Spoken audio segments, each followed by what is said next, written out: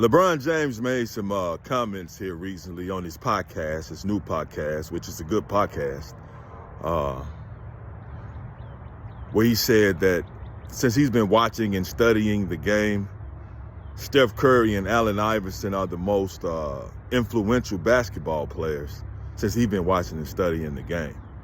And a lot of people, some people agreed, a lot of people disagreed, and I understand why that, people say Michael Jordan because people wear 23 because of Michael Jordan.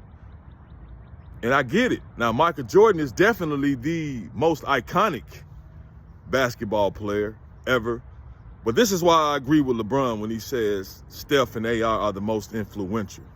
Because when it comes to basketball players, youth, young basketball players, and just basketball players, period, just not necessarily NBA and college, just across the world, specifically across the country, those two changed how people play basketball and how they look. AI came with the cornrows, with the baggy clothes, the hip-hop look.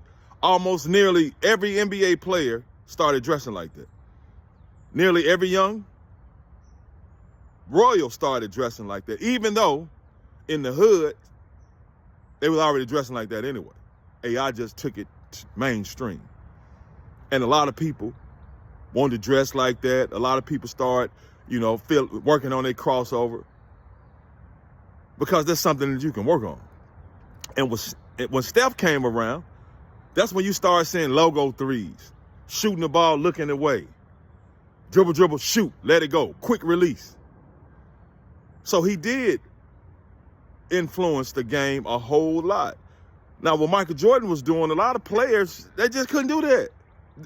You can look at them and admire them, but you can't. Most people, especially kids, they can't fly through the air. Mostly adults couldn't fly through the air and do what MJ did.